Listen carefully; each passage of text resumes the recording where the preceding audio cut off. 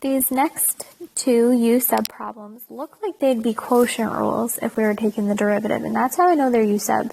We have x's in the top and in the bottom. So we definitely need U-sub. U-sub takes care of product rule, and now we're going to see it take care of quotient rule. So something we want to remember is U is always the denominator.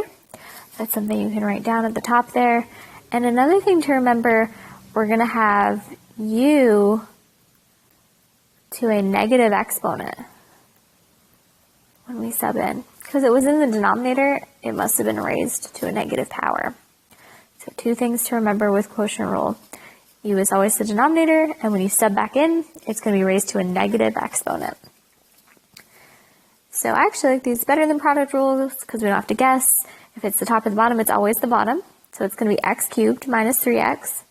But is it going to be just x cubed minus 3x, or should we raise it to the fourth? It should always just be the expression, so it should just be x cubed minus 3x. We don't want to keep it to the fourth power because then we're going to have to use the chain rule to take the derivative of it, which we don't want to do. We want it to be a nice, easy du dx. The derivative of x cubed is 3x squared. Derivative of negative 3x is negative 3. And then we need to get du by itself, so we multiply both sides by dx. And now we're ready to do the hardest part, the substitution. So I'm going to take the integral symbol, and very first thing, what should we think about? Should we think about u or du first? Always u. Put u first. So I'm going to write my u. It's in the denominator, so I'm going to write the negative, just so I don't forget. So I have u to the negative what? If it's in the denominator to the fourth power, it's u to the negative 4. I just took care of the whole denominator down there. It's all u to the negative 4. And now I have to think about du. So I need a 3x squared minus 3 dx left over.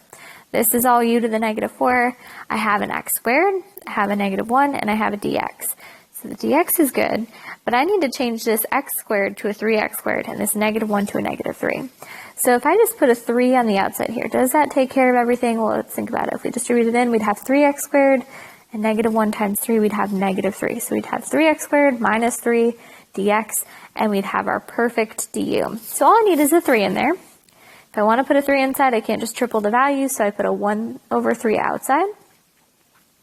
And then I get to write my perfect du in there. So now that I've done that, I'm ready to just go back to integral rules. Add 1, put it in the denominator, put it up top. Unless you get 0, then it's ln of u.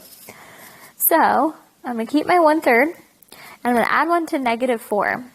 So negative 4 plus 1 is negative 3. So I'd have 1 over negative 3, u to the negative 3, plus k. And lastly, I'm going to sub back in for x's. When I do, I'm going to multiply these straight across just so it's less to enter in. So 1 times 1 is 1.